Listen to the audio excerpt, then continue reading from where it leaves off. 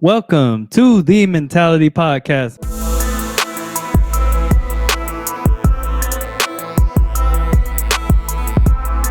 Welcome back. Today, I have with me a friend of mine that goes back a number of years. A friend of mine who I would trust with my life, trust with my family's life, which is very, very hard to come by. My boy, since what, 2004, 2005, something like that, Yep. uh, David Dilley. David, why don't you introduce yourself to everybody? Hi, my name is David. I'm a 20-year veteran of United States Air Force. I'm currently attending ECPI. I'm trying to seek a career in cybersecurity. I'm actually actively working on that. I'm an author and loving family of five. So, Did you say five? yep. Bruh, you've been putting in some work. No, I got there's five of us, so including myself. So. All right, what are the ages of your children? I have a 5-year-old, a 9-year-old, and a almost 18-year-old. He'll be All 18 right. tomorrow. Oh, so Jay, tell Jay I said happy birthday. I definitely will. All right. Hey, so speaking of Jay, like I said, I've known you for a number of years, and I know that for a while it was just you and Jay by yourself. You was a single father. You tell me a little bit about, how that story came about. You remember you were you was there for the divorce and stuff, and we would have went. You remember we came to stay with you for a while. Like you helped me Yeah, get off my yeah. feet. No, You know, I remember that, when you and your ex, y'all went through your divorce, you moved in with me and my then wife at that point in time. And I believe it was you stayed with us for what, about 6 months? yeah, for a while. It was for a good minute. You actually deployed during that time too. Oh yeah, that's right. That's right. So it was what, probably closer to a year then. It was for, we stayed for a while because I remember when we got divorced. I had like tons of debt. I got stuck with all the credit card debt that we had during the marriage, and I was you helped me out, let me stay with you guys. I think you made me pay like one bill, and I started working for GameStop along with being this the single father, and we were in there, and I was able to get paid, get caught up on everything, basically be debt free by the time I PCS, which was a huge debt that I'll probably never be ever be able to repay to you. I'm very appreciative for that. So so after you left, well, actually, I think I left before you, right? No, you deployed, and I think I PCSed from there. No, you left first. You went to where'd you go from Patrick? I I forget. went Guam to Guam. Yes, you would. Yes, you PCS to Guam, and we ended up staying. We ended up PCS after that. I remember that. So after I left, you essentially took on the role of being, single father of, how old was Jay then? I got him when I think he was 2 at the time. So I Yeah, had him. so I've had him since he was 2, all the way to like 12. I think. As single dad. you got him at the age of 2, which is a really rough age to to have a child as a single father, because I got, my youngest son is 2 right now, and he he's a handful, bro. Yeah. And so, what was it like, in the early years? So I got him. Basically, I gave my ex an ultimatum for him because basically our marriage was pretty trash, between the drug use and the alcoholism and infidelity. I just told her like, we were decided to get divorced. I was like, I'm taking my son. And I was like, either you can fight me, I was like, I basically had two prices. So that the lawyer gave me two prices. He was like, this is contested and this is uncontested. So I was like, if we gonna do contested, I said, I'm gonna get my money's worth. And I'm throwing you under the bus. And I was like, if you want to deal with that in front of the courts and this and that, it's on you. And she chose the uncontested route and basically, gave me the motherhood. I mean, the fatherhood solo, and and so basically that was me and him, for a very long time. But I mean, for the most part, it was. I can't even say it was hard. I can't even lie. I definitely struggled with depression. Just being alone and trying to do things on my own. And there's a lot of things that I necessarily couldn't do because out of making sacrifices for him. So basically whatever he would need, I would just sell out for, and I basically came a very distant second on off what he needed. So like things that like college degrees and or like doing certain things I just couldn't do because I had that responsibility of him. And a lot of people I didn't really trust with him. I mean, I had an incidents when I was in England, that there was certain girls that were into me, so they would basically try to sneak in through Jay, um, to kind of get close to me and like offer babysitting and certain things, and as a ploy to get to me. Um, I experienced that several times. So for me, it was like it's almost like that rich person has got a lot of money, but you don't really know who your friends really are. And Yeah. so a lot of times it was very hard for me to really trust a lot of people, solely because So of that Jay situation.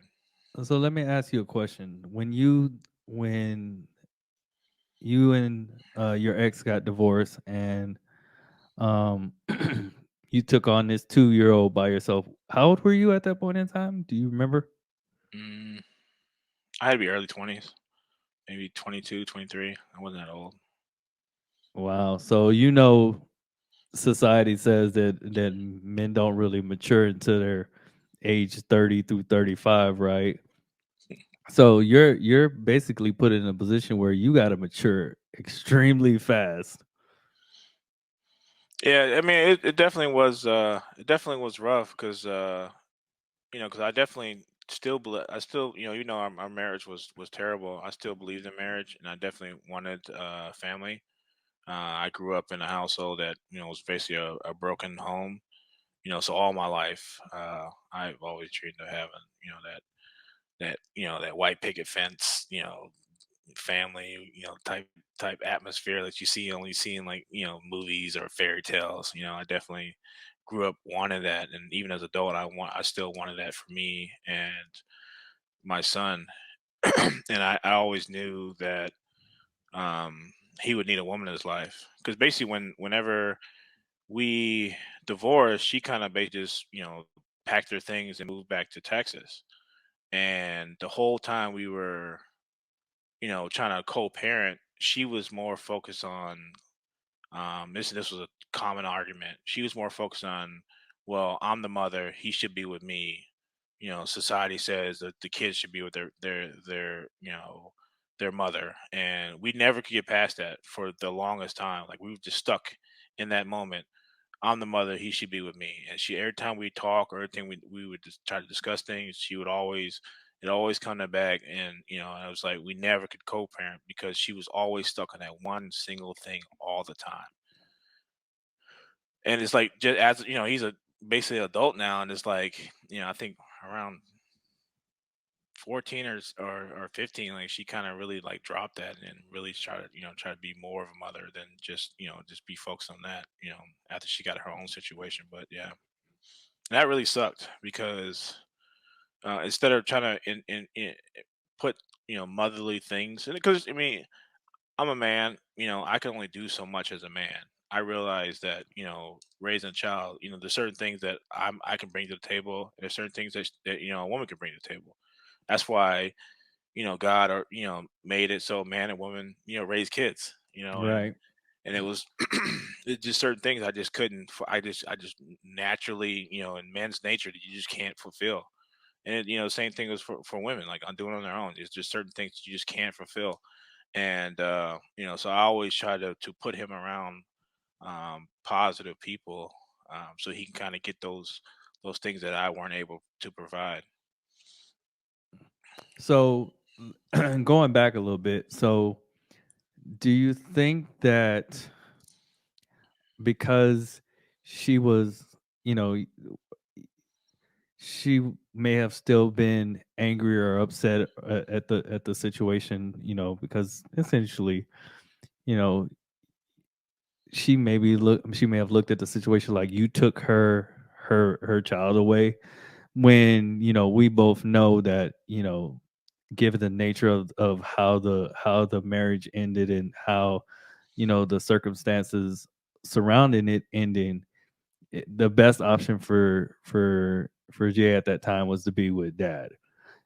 And do you think that over time, did was there an abrupt awakening to, the realization of, hey, I screwed this up, or did that come in time, or what do you think? Why do you think she was, bending bending so hard on, you know, I'm the mother, he needs to be with me. I and like to this day, I can't recall that she's ever apologized for anything that's gone down between us. I don't recall it. I think my wife, my current wife, Sandra, she's the only one person that I've been with that's actually ever apologized for anything.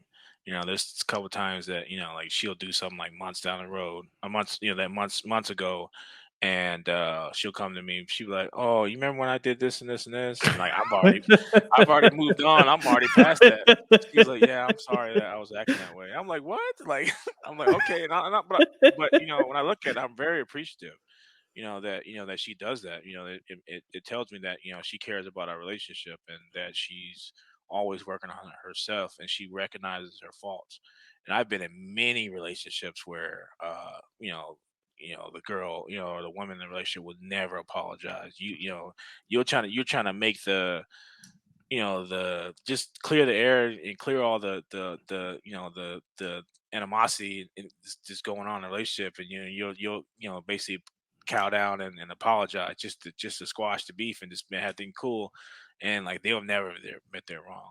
And like as far as for her, I don't I can't recall that she ever admitted anything that she did was wrong, or anything that she did not to be, to be a mother to Jay. I can't recall that she's ever done that, or at least to me, to or even apologize to him, because he's never really told me about their conversations. So for her, it was just like she was always stuck on that. And I'd always tell her, I was like, we can co-parent. Like I was like, the first opportunity you got, you basically moved away from him, and you've been stuck on he's not with me the whole time. Where versus, hey, how can we get together and be able both provide a stable lifestyle for our child together, whether that's us me moving closer together so we can get weekends, that way I'm not spending you know 30 plus days out of the year away from him, and not only seeing him during the summer. Like there's things that we could have done, and I wish that we would have done, because it would have made him a better person. If she would have came to me and was like, hey, hey, what can we do to get you closer to Texas, or what can we do to do this, I would have been for it, because it's been for it would have been for the betterment of my child. But she was never like willing to do any of that stuff. It was always, what you did to me, and I don't have my kid. And she was just stuck in that and just never could get past that. And then, for me, that ultimately, and for Jay, that ultimately, ruined him becoming a man that he is now. So, or just had um, detriment. You know, it wasn't definitely wasn't a positive. So, do you think that um, the way that she has behaved has affected? How do you think that's affected Jay? I don't know, because Jay's a strange cookie. I don't know. Like he's never really vocalized. I know it's had an effect on him. I really do. I I mean, mean, he's always been that way, though. yeah, but like he's never really vocalized anything. I've tried to ask the questions, and I've always told I told her, I was like, you need to talk to him about some of the stuff that happened, like so he can understand like what's going on and what happened. And this I've had these conversations with her and told her, tell her about the drug use, tell him about this. Like he needs to. These are life instances that he needs to be exposed to. Like I've seen like 13 Reasons Why, or what's another like crazy show. That just crazy exposure to these kids and how they react. Like these are things that something hard is something that you've gone through that you can basically say, hey, son, I went through this. Son, I struggled with depression. Son, I struggled with suicide tendency. Son, I struggled with slicing my wrist and slicing, cutting myself. And I struggle with all these different things. And you can basically expose them to them and tell them how you overcame those things. Because he could be, suffering in silence. We would never know, but those some things that, those seeds that you can plant and, talk to him and be open about it and help him. Like if he does go through those things, that he would know that, hey, my mom went through this too. And, this is how she reacted and this is how she, was able to overcome this stuff. Yeah, I mean, it's you and I can both agree that it's very important that as fathers that we impart as much wisdom into our children, as possible, so that they don't make the same mistakes that we do. And obviously, we know that boys are gonna be boys, and they're gonna be hard headed, and they're still gonna go out and do certain things that you tell them not to do. Um, but in the back of their mind, that they're gonna hear your voice telling you, "Hey, this ain't what you're supposed to be doing," or "I went through this, so you don't have to." And so, but they need that from both sides of the house, because there are things that men go through that he eventually is going to go through when he becomes a man, that a mother will never be able to get him to understand, and vice versa. There are things that um, he's going to experience from an emotional standpoint that you may not be able to get him to understand, because men typically think logically and rationally versus emotional. And Yeah. so, you know, those different sides of the card are important. And so, I know you and your wife have been married for how long now? 6 years. And the time that I met her, she was amazing, and I can only imagine that you guys are still married, so she's obviously doing something right, because I know you. Yeah. Yeah, I know you. So, and from what you tell me, she sounds like she's continued on being this amazing woman. And so, I ask you this: how do you think having her around has impacted him, and both impacted yourself?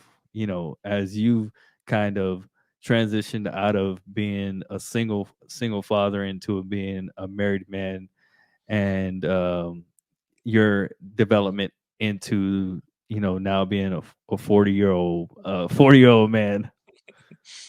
What's crazy is, I have another child that, me and the mother are not together. So I have two children that are basically grew up with, growing up with split households. And I have a child that we have together.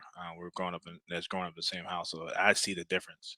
And I told her, I was, even though she was pregnant, and I told her, because we were having the fighting, whatever. And I told her, I was like, this child has something that the my other two children will never have, is both parents in the household. And I see it. I see it, just his maturity and him growing up. He's only 5.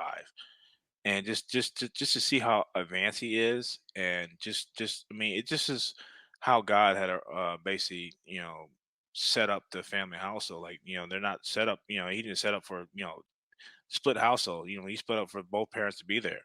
And I can see like just his growth and maturity. He's only 5. Even like when he was like, 2 and 3, he's so advanced with his vocabulary. Like he was just I don't know. He's such an amazing. They're all my kids are amazing, but Israel is, he's definitely different than the other two, and you can see it. And I hold that whole, wholeheartedly, through the environment that he's growing up in, over my others.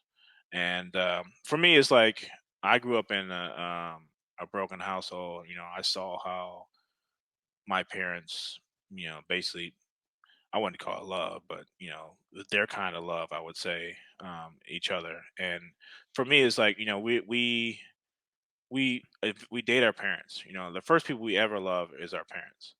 And if those relationships are tainted, they will taint the rest of our relationships for the rest of our life, because in some way, shape, or form we date or we're attracted to people like our parents. They have qualities like our parents. Like my mom, she's a mixture of my mom. I mean, my wife, she's a mixture of my mom and my cousin. I see those qualities in there, but I probably that's what I was used to, because I mean we're used to our comfort zone, and that's what we naturally attract to. So and if our kids, if we have our kids in good and wholesome households, they're able to see, hey, or this is how a father's supposed to act. This is the kind of woman that you're supposed to be with, and this is how she should react in the situation. They're able to, it becomes a comfortable environment for them. And they know when they get in these situations, when they get around toxic women or toxicity, that they stay away from that stuff. My wife, she grew up in a solid, loving household, and she would tell me about her relationships, and like my relationships, I break up, we break up, it's like, it's like end of the world toxicity, I mean, it's nastiness. And she would say, like, she would tell me she never had a bad breakup.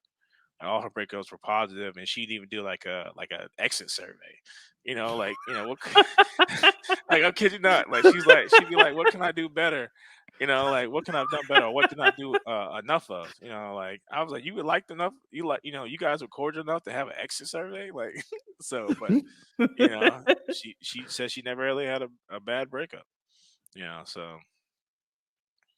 Well, it's funny you say that because my situation. I was previously married, and I have a 15-year-old daughter and a 12-year-old son with my ex-wife. And the interesting thing is early on, um, more or less, my son was at the he's 12 now, so I would say probably at the age in between 6 and 9, he was trying mom, like he was giving her the business, and but he always knew that dad didn't play that right. So and mom knew that too. So oftentimes she would get me on the phone to try to deal with whatever situation it was. But I noticed that when you know when he would come stay with me for the summer. So like um they're getting ready to come to Germany next month. I'm gonna fly back to the States, pick them up, and then they'll be with me for the entire summer. And it's been like this since we got divorced. And I'm fortunate enough that you know my ex-wife has never tried to keep the kids from me. And anytime I come into town or whatever, you know, she lets me have them from the moment that I get there to the time that I leave. But I noticed that when my son comes and stays with me, he yearns for that that that that male companionship. He yearns for that you know he wants and he doesn't necessarily know how to ask, but you can see that he's wanting to venture into things that you know men as young boys going into young men want to. And so he's looking for me for he's looking at me for direction. um and so one of the things I discovered, right, is that he has a fascination with cars. Like cars. Like he can point out all the exotics. And so, while I have the opportunity to get him, it's my responsibility to cultivate that and to see how that love is going to go on take him into his manhood. So let me ask you this question: do you think that when your two children that you have by other women go back to their moms, do you think that do you believe that they're imparting their wisdom or trying to cultivate the skills that they see in their children? As far as the women ch- or the kids are trying to cultivate what they see. No, no, no. The are your exes or their mothers, do you believe that they're, trying to spend take that time that they have with them to grow them, to develop them into the men that they are gonna it's two boys, right? Yeah, Jay and um Lorenzo. Lorenzo. Um so are they trying to cultivate them into the men with the time that they have? Oh hell no. I tell you, um, with Jay's mom, I don't know, but I would say no. With Lorenzo mom, I would say hell no. She's told to me that she wants her kids to join the military to teach them discipline and maturity. I was like, and I told her like by that time it's too late. You know, they've already been like, whatever's hammered into them, it's hammered into them.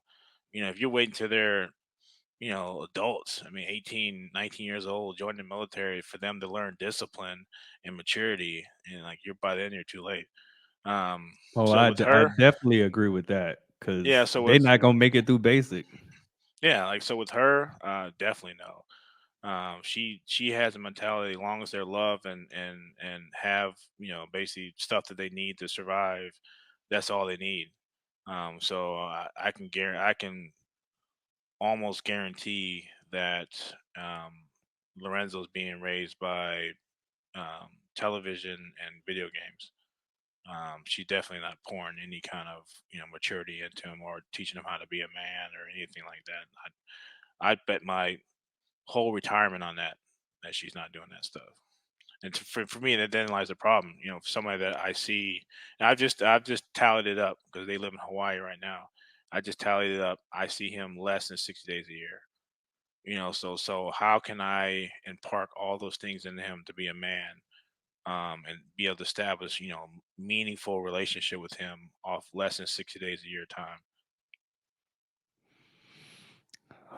That's a tough one, bro. I mean, if you think about it, when they get to when they come to you, the first couple weeks you're basically deprogramming them on whatever kind of program they're getting while they're there, and by the time they get used to your routine, they're already going back. So like whatever values you're trying to teach them, and even if you're trying to do it over the phone or through FaceTime, whatever, it's not effective because as soon as they hang up, it's going back to whatever they're accustomed to. And a lot of times I've seen kids, they live with the lesser parents because they can get away with more. They're not most kids are not gonna, especially when they're old enough to, they're not gonna go with the parent that is not gonna let them have their way. They're mostly gonna choose a parent that's gonna basically have more freedom to do what they want to do. So Well, I mean, I agree with you to some extent, but at the same time, I think that um, if you make the most of the time that you have, which I know 60 days is definitely not a lot of time. Like it takes you longer than 60 days to get in process into a new unit when you arrive. yeah, So, you know, it, but what I will say is that as they get older, they cherish that time, you know, more and more. So you have a greater window, but at the same time, if mom isn't imparting imparting discipline and wisdom into them as they're growing up, then she's asking for trouble down a long run anyways, because they gonna turn it they gonna be a handful, because boys are gonna be boys, and boys gonna try their mamas regardless. yeah, you know definitely. Boys don't try daddy because they know daddy will punch him in the gut if need be. But as they get older, you know it's gonna be harder and harder, and at that point in time is probably when you're gonna see you know um that desperation kind of seek in, and her wanting to get your help and your input. I With mean, her, I doubt it. I doubt it. She's extremely toxic. She basically came in my life whenever I was at a super low moment, and for me, I was just comfortable with just having somebody there versus somebody wholesome. And she got pregnant, and it just to me, and this is just my opinion. I feel like he is nothing but a paycheck to her, and that's something that she basically uses to try to manipulate me and try to control the situation with my whatever I have going on here. I've actually thought about several times walking away from that situation because it caused me that much stress. But in the day, I just can't. I couldn't do it. I love my son too much, and for me, he's out of the three, he's the most like me as far as mentality, demeanor. He even looks like me, and I just know what all that entails and how what kind of life he's gonna basically have to struggle with because just having that selfless, caring nature. A lot of people run over that, and it's really hard to really you know be a man in those type of situations because you're not your typical hardcore player, womanizer, type of person. Just it's just not in your nature. And I know he's gonna have a hard time with that. And I would love to be in a situation where I can, you know, really, really teach him how to live within that. You know what I'm saying? Well, here's the thing, right? So I just kind of recently, in the last 2 months, 3 months or so, kind of ran across some information that kind of, because you and I are the reason why we got along so well is because we thought a lot alike, and we had a lot of the same attributes and same mentality when it came to things, right? Um, but I can tell you right now, what I've discovered is there's a lot of stuff in my past that was disconnected, right? A lot of moves that were made, a lot of actions that were taken, a lot of things that were said that is basically me just trying to figure out how to be a man, you know, as I'm walking through life in the dark. I equate it to basically me trying to put my manhood and my masculinity together like a puzzle without the box to see what it actually is supposed to look like. And so recently, I've kind of ran across I don't know if you're familiar with it, but like the red pill and there's some podcasts out there that talks about, masculinity or whatever. And but a lot of things that they talk about, obviously I'm 40 and I'm married or whatever. And I'm not looking to be out there dating or whatever, but there's a lot of things that, you know, in my past, had I known a lot of the information that I've gathered now, you know, I would probably have done things a lot differently because, you know, I I can honestly sit here and tell you that I was what they call today a simp on overload. Yeah, And so I probably was a simp too. I've told my wife several times, like we'd be having conversations, and she was like, "Why aren't you doing this?" And I was like, honestly, I don't know what I'm doing. They don't teach this stuff in class. They don't teach you how to be a father. Like, where do you learn that from? You learn that from a role model, or someone you have growing up. That's how you learn to be a father. But if you didn't have those key figures in your life to really teach you certain things, you don't know what you're doing.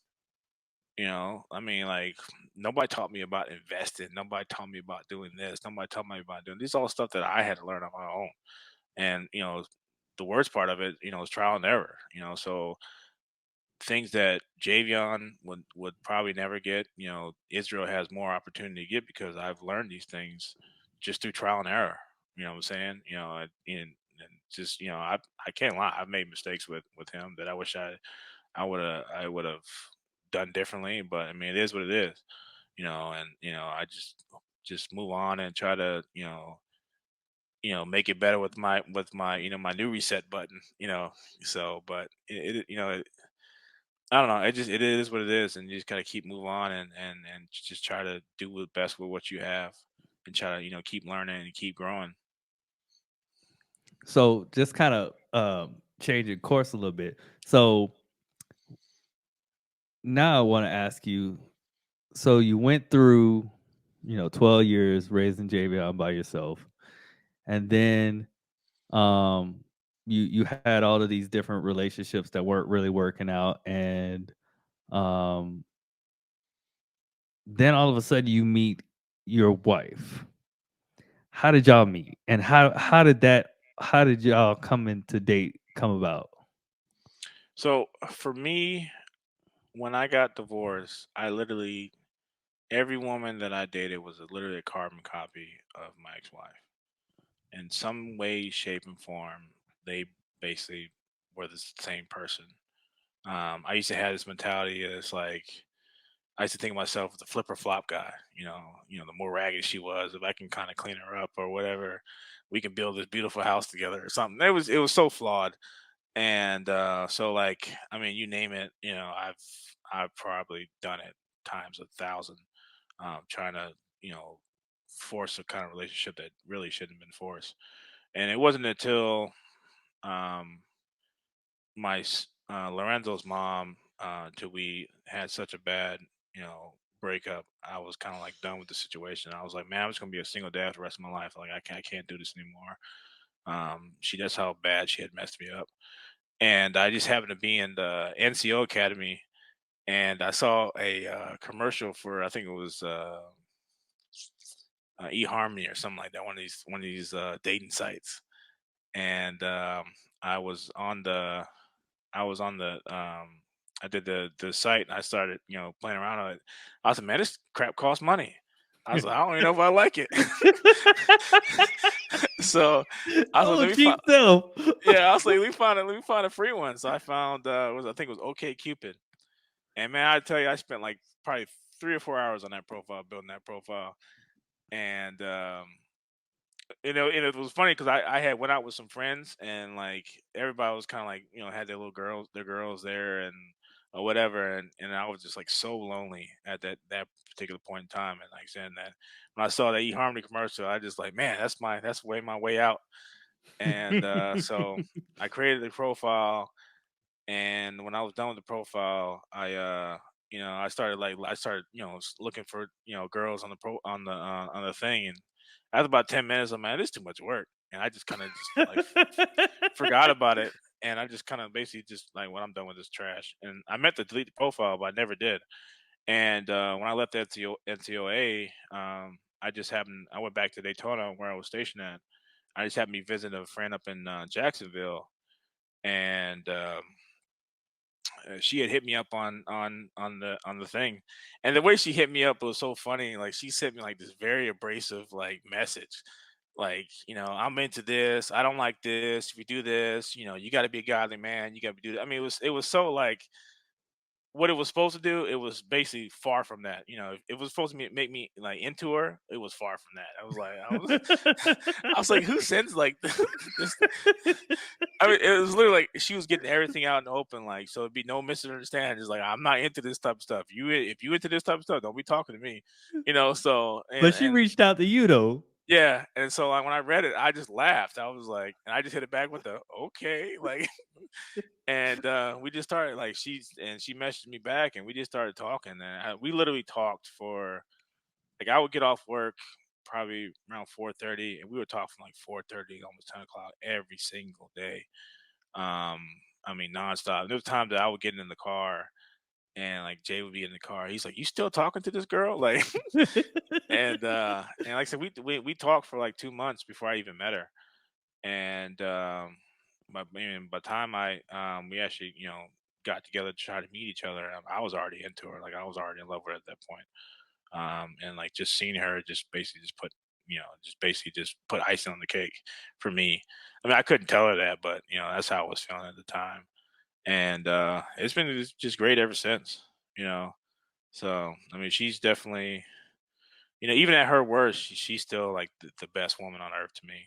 Um, so and we went through our moments early marriage. We definitely ain't been sunny green grass all the time. We definitely had our moments, because when we were married, I was struggling with depression, and she was there for me through all that stuff. And yeah, I just feel like now that our marriage is like, I asked the other day, I was like, do you feel like our marriage is is taking another chapter? And she's like, most definitely. Because things are not trading. I'm not stressed out all the time, and it just, we're just constantly just growing, and we're just growing together, and I appreciate her for that, and I just love it. So, So you mentioned that you were going through some depression. What were some of the things that was getting you down? I'd say about 75% of it was my job, and the other 25% was my situation with Lorenzo. It was just a constant kicking the nuts every single day. I mean, like every single day. I mean, 'cause I was working at Robbins, and I worked for the reserves, and it just like, I mean, I've never been in a situation where I just been belittled and just stepped on, and it just constant every single day. It was so bad. Like I would literally wake up every day and like be hoping I get in a car accident, like a fatal car accident. So I had to go back to that toxic place. And the best way I could describe it is like when I was married, like it was just so bad. And whenever that divorce decree was signed, I feel like a new man. Like it's like you go and get a haircut, and like like you feel like raggedy when you go in there, but you go in there get a haircut, you walk out like you be feeling yourself. That's how I felt when I got my retirement, man. I Well, hey, felt listen, I, such I like a weight wouldn't lifted. necessarily know about what it's like to walk into a barber shop and get a haircut and walk out feeling like a new man, but I am, you know, I am on the fast track to retirement. So, um, uh, as of right now, I'm within a year of retirement, and I still have a shot at getting promoted, but I just went through my transition courses, and man, I don't even if I get picked up, I don't even know if I'm a stay, man, because the way they broke it down to me, I could be missing out on some serious cash, and I'm trying to get my bank up. Man, it was so Um, bad. It was so bad for me, and they could have literally offered me chief, and I'll be like, nope, I'm good. I just, and you always like when I was in, you always hear the stories like, oh, you just don't know how it is on the outside. It ain't what you thinking of. It ain't this and that. Man, all lies, all lies. It's the best thing ever.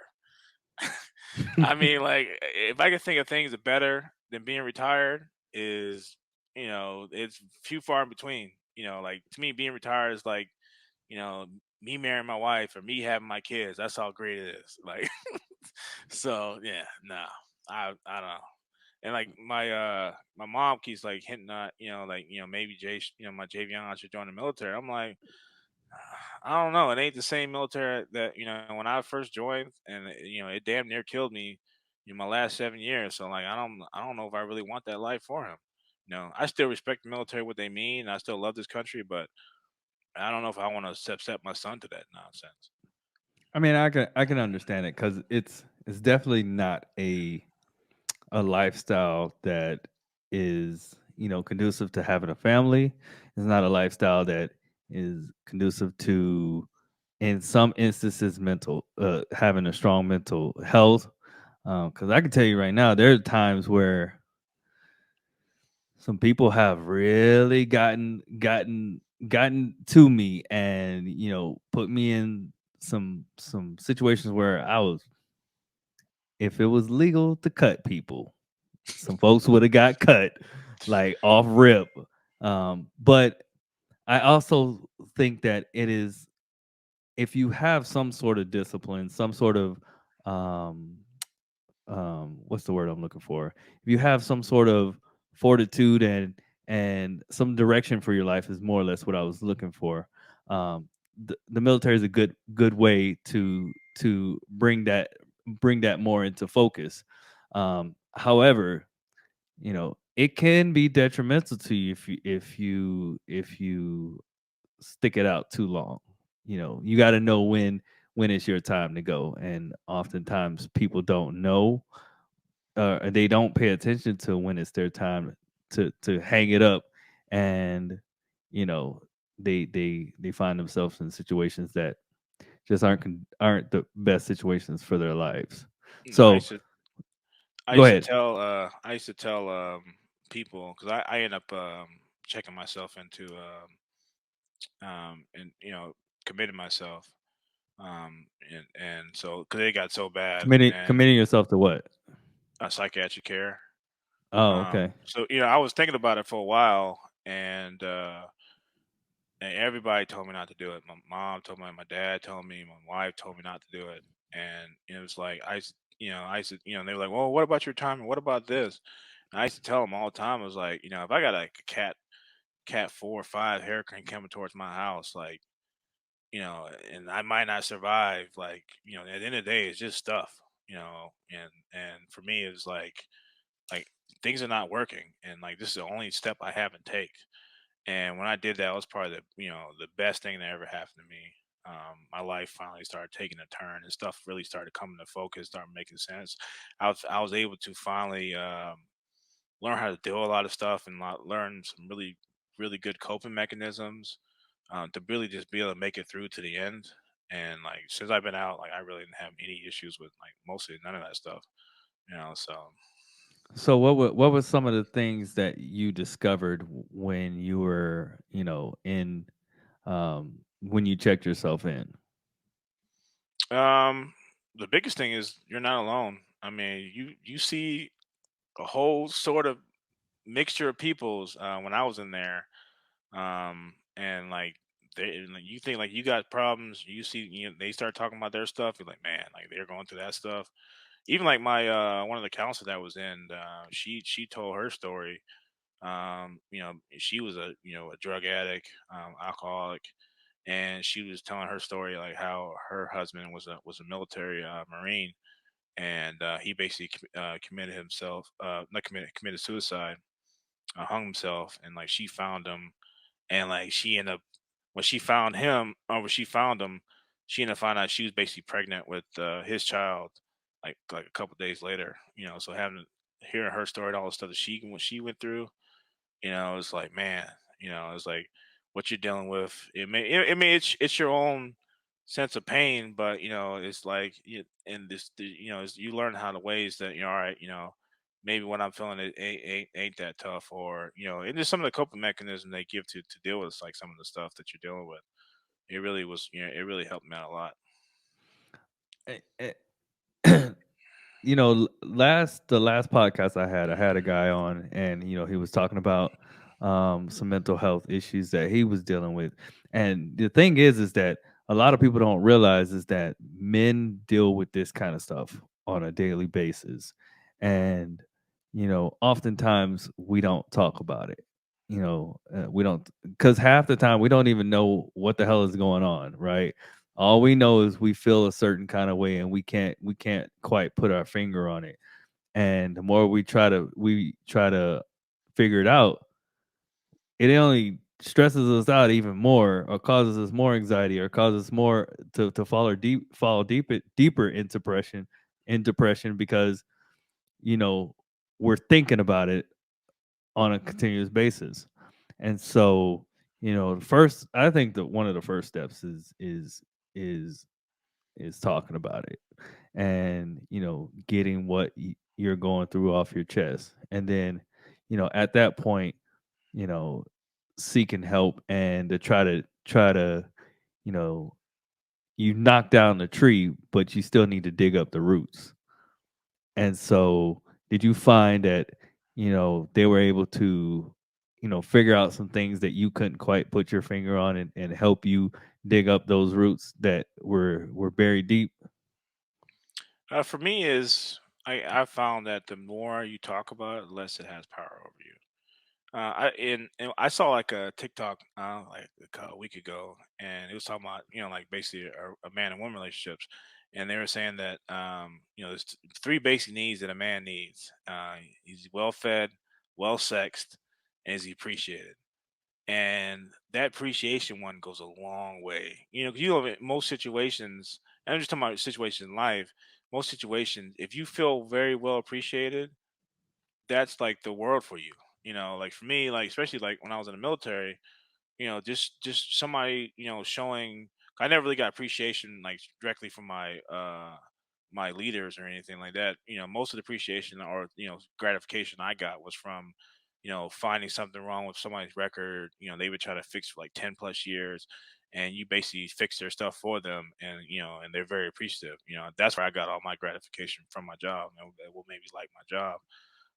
But it just if finding those needs and finding ways to get those needs, and like like I said with the coping, finding ways, because it's like with PTSD, what they teach in PTSD is like trying to think of your body as like an elephant, and your mind is trying to basically get this elephant to move.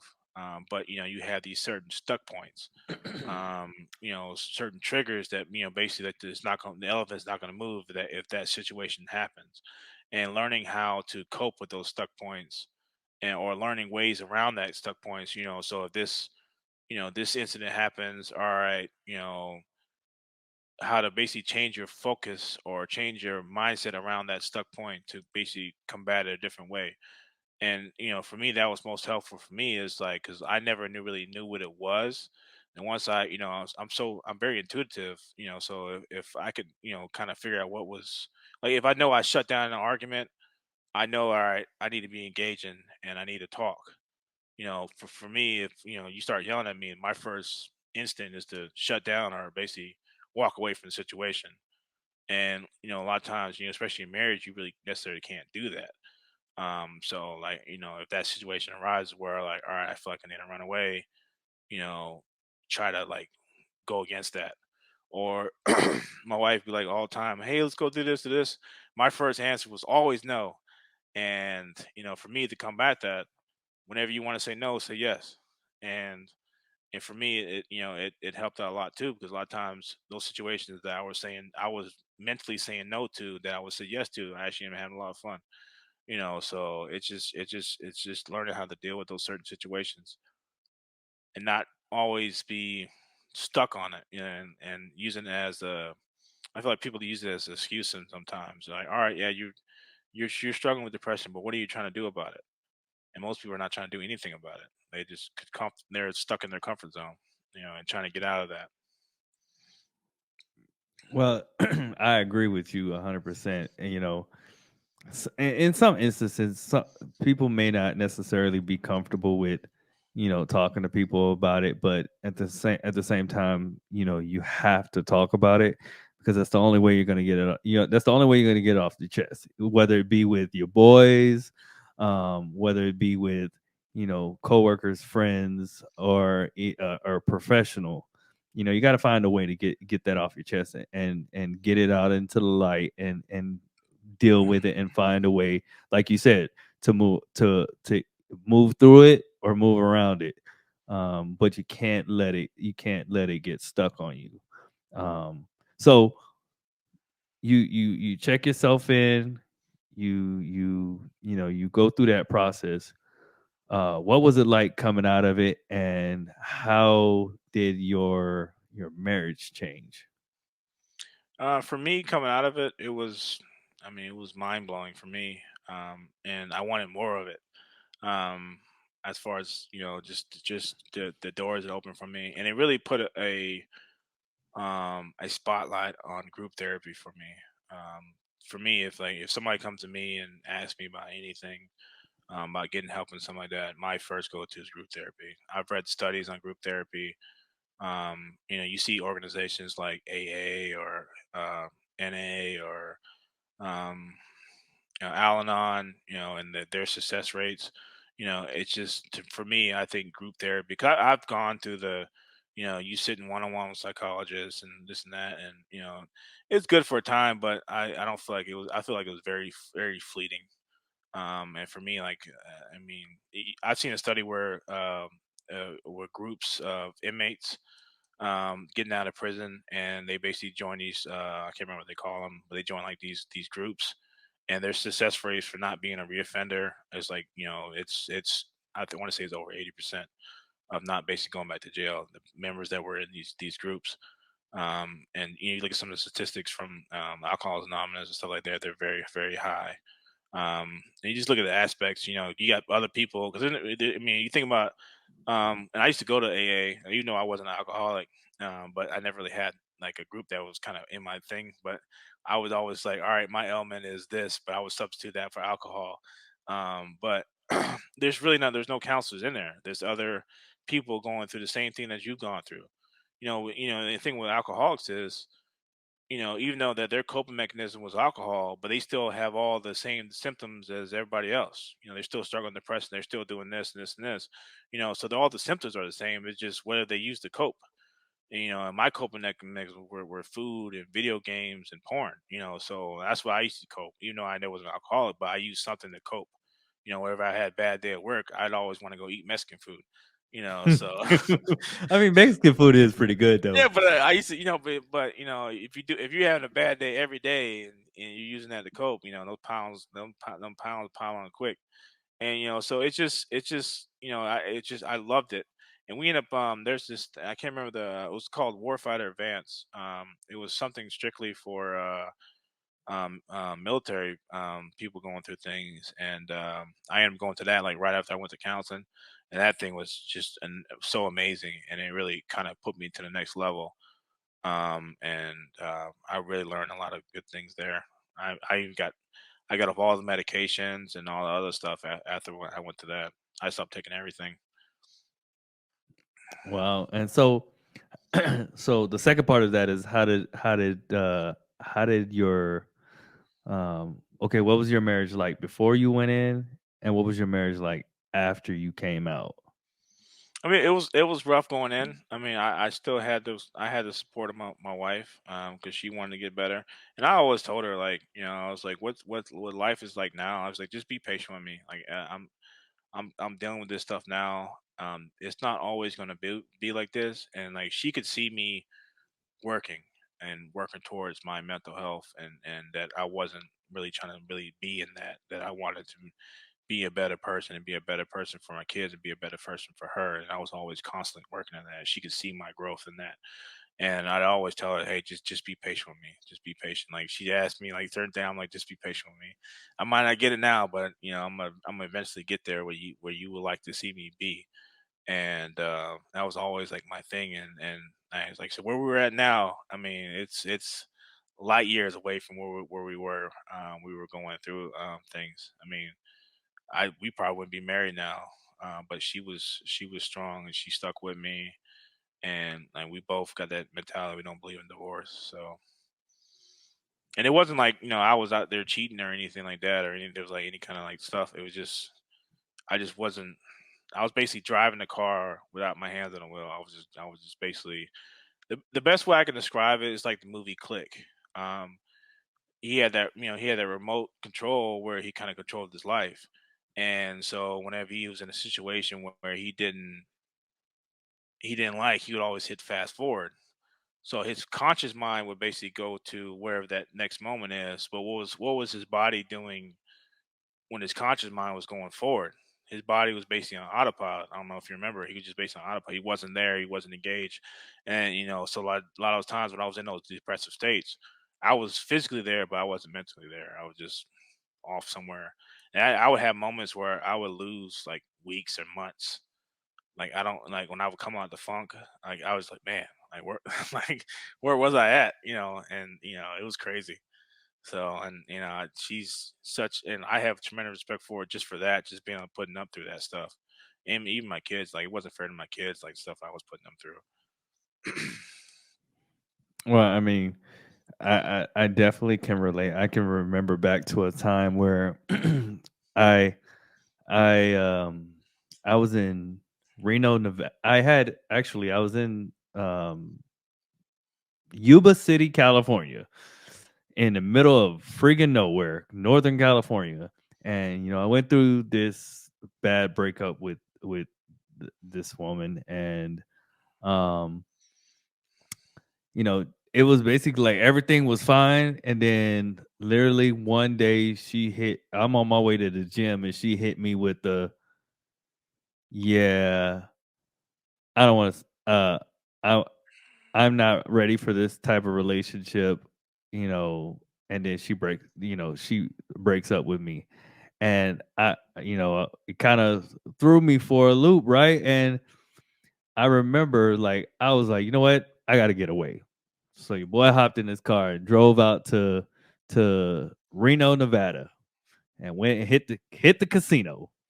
Went and sat down at the table. Actually won about $2,700 that night, and then but then on the drive home, bruh, like, depression hit me so hard that I literally drove home, and it was like a 2.5 to 3 hour drive. And only thing I remember was when I left Reno and when I arrived at home. And then I got upstairs in the house, and I sat there on the couch for like 3 days straight in the same spot. And the only time I got up was to go pee and to eat. And I couldn't tell you, I can't remember anything that happened during that time frame. So I get it, bro. Um, and it's a hard place to be mentally, and it's a hard place to get out of. And you kind of have to, it's kind of like, when your mama pinches you on your arm and you to bring you back to life. Is like, that's kind of how you have to do yourself. And you wake up and you're like, what the hell is going on? Like, where am I at? What am I doing? And you kind of have to, pull yourself out of whatever misery you've gotten yourself into, and try to keep yourself afloat. Well, So, you have to realize I was operating on that for like years, like at least 7 or 8 years. I was basically walking in that. I mean, I've lost. It was crazy. Like I was like certain moments I would be there. Like when I got married, I was there. When my kids were born, I was there. But once that moment was gone, like it was like back to the same mundane. Like my benchmark. If my benchmark was like if this was norm, my benchmark was like down here all the time. And it just it I don't know. I don't know how. I don't like I look at like some of the stuff when I was in counseling because you had to write a lot of this stuff down. I look at some of the stuff that I was saying. I don't even recognize that person anymore. That's how bad it was. so I know you mentioned that you're an author. Have you published anything yet? Yes, we've published a children's book called Mommy Says. It's by me and my wife, and we published a book where it's like a collaboration of many authors talking about mental health. It's both me and my wife have stuff that we've written inside of there. I have to give you the name of the book. I don't know off the top of my head right now. Eh, so actually, I maybe I get my wife to grab it for me. But yeah, and so we did that, and basically that book I kind of just told like what I was going through and like a lot of my stuck points in there. So, you're 40 years old now, married successfully. You got an 18-year-old son who he's getting ready to turn 18 tomorrow. Um, if you could go back in time and tell 20-year-old David two things that could possibly change the course of his life, what would those two things be? Honestly, I don't know if I would do anything differently. I feel like I mean because I look at and I told my wife this several times. I look at myself at 20, and um if I would have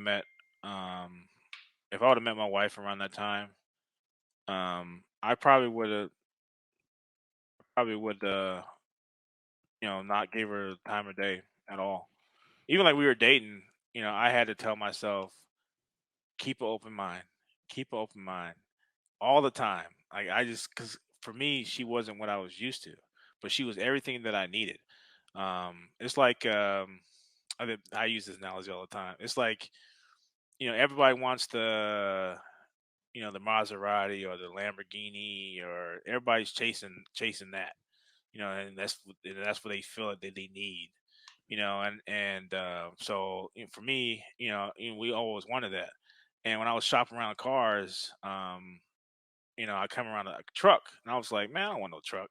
I've always had sedans my whole life, and it's like I wanted a fancy like sedan. I said I don't need no truck, and like I could not pull the trigger on the truck. And I ended up getting my truck. Man, it was the best thing for me. I love it. You can't get me a drive a car now.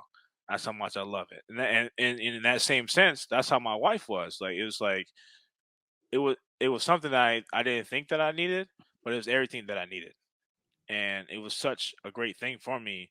And I'm so much better for that. And she's made my life so much better, and she's made my kids' life so much better. So for me, yes, all that stuff I went through was awful, and I don't wish that on nobody. But for me, like I don't know if I would change that. I don't know if I would tell. Like I don't know. I just all I can say just endure. If I had to talk to my younger self, I feel like that's everything I needed to go through. Honestly. And you think about it, if I would have told my younger self to do anything differently, I may not have the same situation. Like if I go back and change something in the future or in the past, like I may not have the same situation that I have now. I mean, if I could go back and have a conversation with myself, I would tell myself, hey man, stop chasing women and get your money right.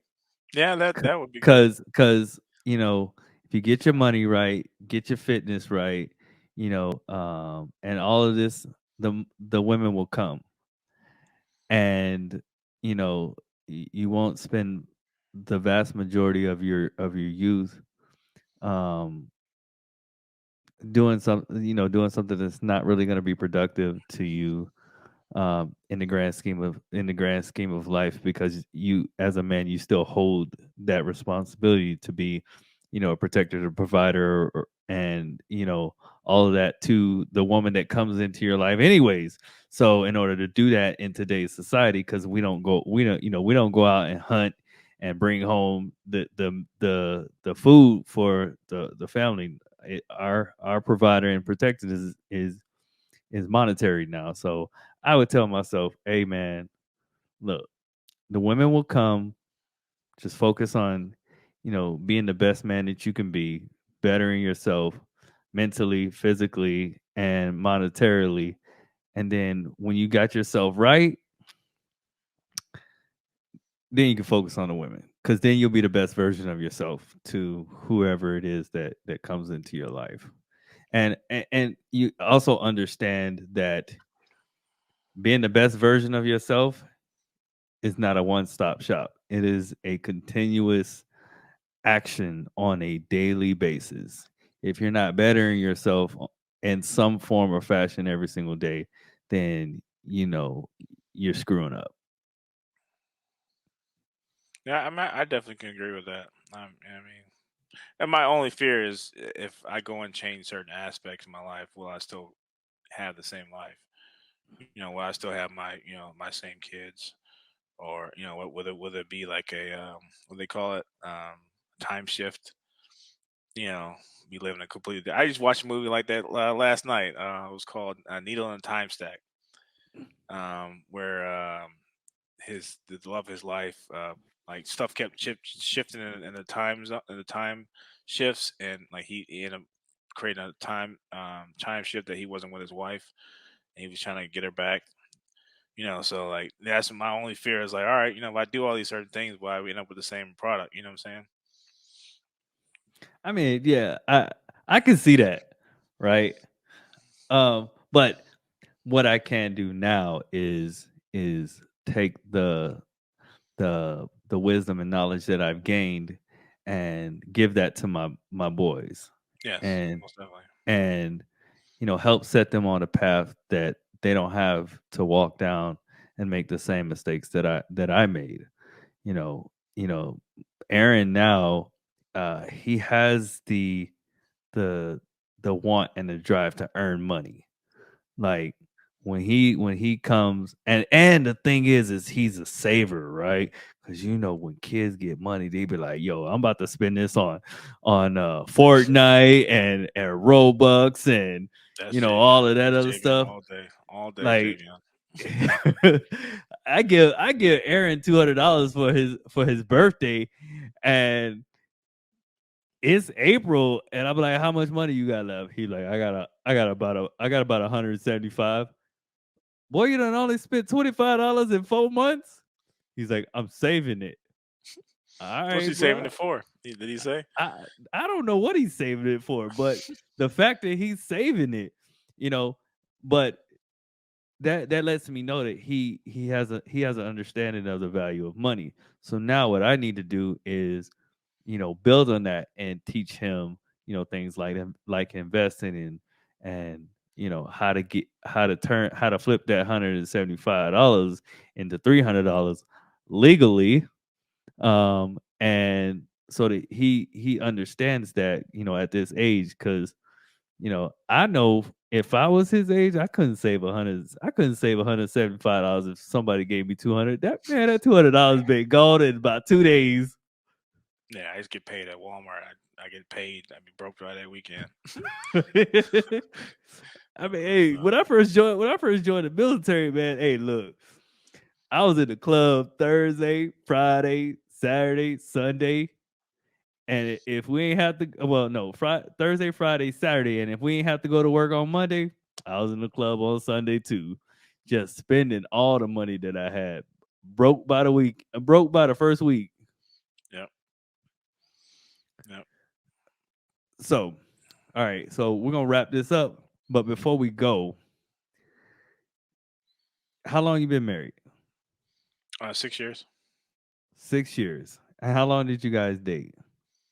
For about a year prior. Okay, so y'all been together 7 years, and how long you been retired? Since October 2000. So what's that? Almost 2 years. Hmm.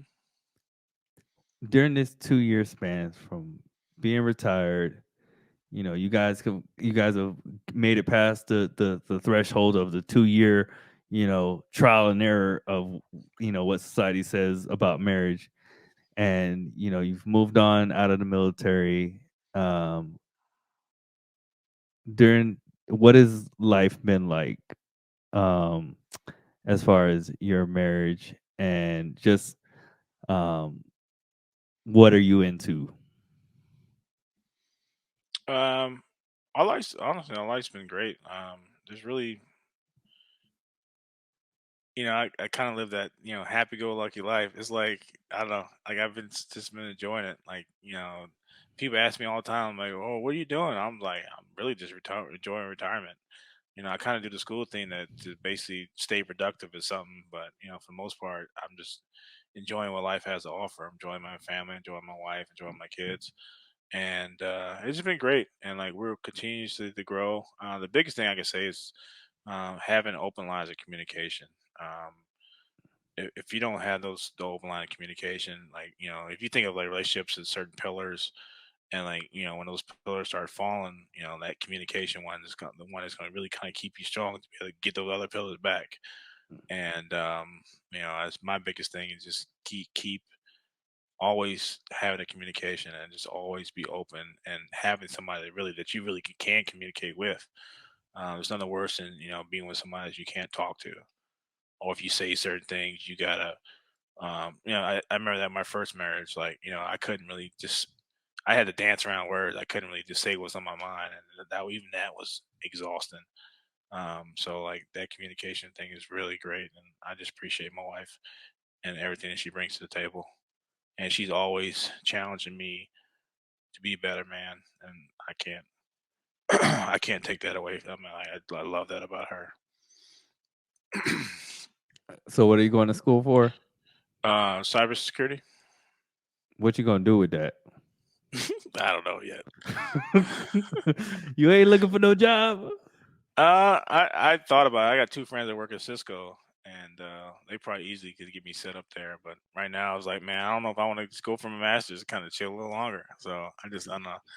It's I'm in my second year of it. I just got my associates, and it's cool. Like I said, I'm just right now just joining retirement, just enjoying retirement. I mean, that last like 4 or 5 years of military life was really rough on me, and I ain't no hurry to go back to that.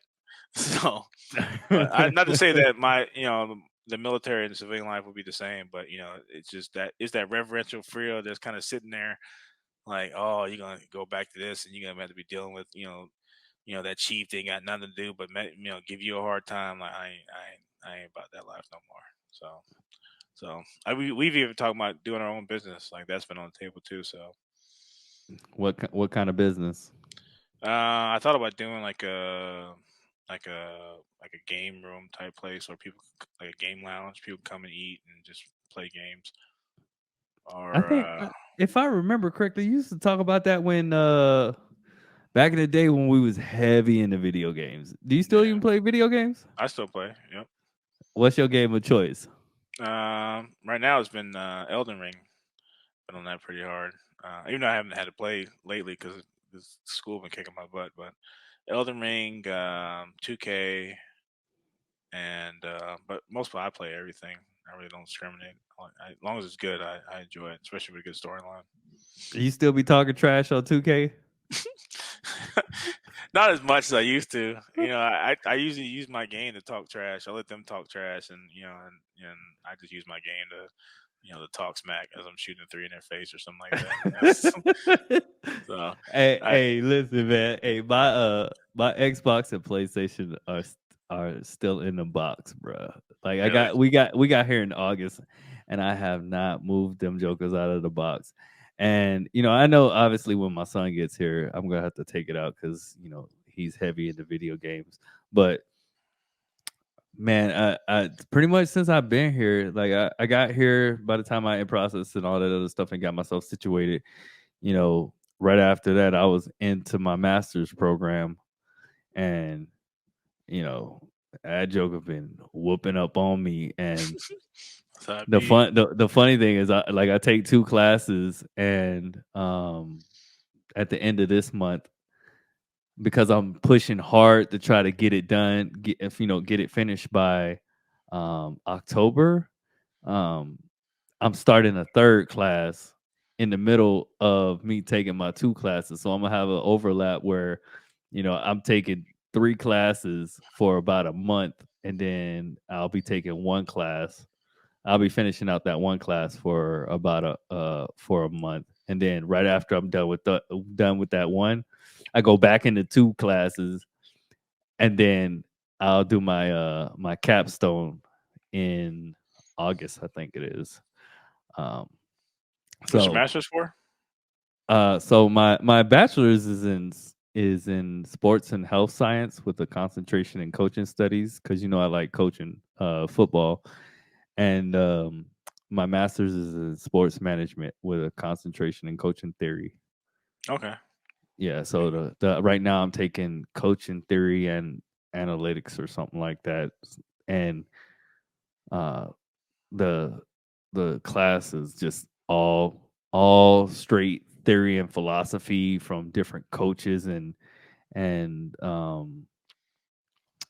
what your own personal philosophies, and you have to research your philosophy to do a research paper on it. It's like, man, I don't know how to do that. And then the other class that I'm taking is sports finance, which is, Okay. that's a whole different ball game. So, but I'm enjoying it. I'm learning a lot. But between working a full day, having a 2-year-old that runs around the house, in between the time you get home and the time he goes to bed at full speed, 100 miles an hour, and then trying to get time in, from about 9 o'clock to about midnight to knock out schoolwork, where it gets tiring. But it's a short term sacrifice for a long term gain. So Yeah, that's the way I look at it too. So, but I thought about picking like a internship up behind it, but I don't know. I kind of like my free time too. So, you what, know, an internship doing what? just IT type stuff. So, or I could be working on my certs, Security Plus or A Plus or something like that. But I don't know. It's kind of just been chilling, honestly. So we're actually trying to get. We just sold our house in California, so we're trying to use that money to buy some more property, some more investment property, a couple of short terms and maybe a long term. So we're actually been doing that. That's been like on our forefront. I probably looked at maybe 200 houses online. I'm all over that too. So, but yeah, I mean, it's probably not the best market for that though, because it's a seller's market right now. I mean, but it's either that or pay the taxes on the money that we gain from Oh that. yeah, yeah, yeah, Yeah, so it's like it's either that or pay taxes. So like we have yeah. to Because buy you something. had a house in California though. Yeah, I can so we only have to imagine buy what the something. taxes like. Yeah, we have to buy something. It's not even an option. If not, we're paying taxes. We got because she sold like last no, I don't think it was last year. We sold our no 2 years ago. We sold our Virginia property and we sold our house in Georgia, and we got destroyed in taxes. That was like the first year I had to pay anything. It's like over $2,000 plus we had to pay in taxes. But yeah, so All right, well, D, I know you got things to do, and we don't want to hold you, and so we're gonna wrap this thing up. And so for everybody out there listening, make sure that you guys like, comment, and subscribe, and you can follow the Mentality Podcast on all platforms at Mentality Podcast 22, and that's on Twitch, Instagram, YouTube, Facebook. Um, and D, is there any place that somebody could follow you or reach out to you if they wanted to talk to you about some things that they're going through? yeah, they can hit me up at Facebook. Um, and it's David Dilley on Facebook, and they can hit me up on Can you spell that Mo- for everybody? David. Last name is Dilley, Dilley, at Facebook. Or they can hit me up on. My wife has a Inspire for Purpose page. Um, it's Inspire, the number four, Purpose. You can find that she has a website out there, and they can hit us up on that too. All right, everybody. Like I said, make sure you like, comment, and subscribe, and follow us on all platforms. And this is Short Stack along with David signing out. Y'all be blessed.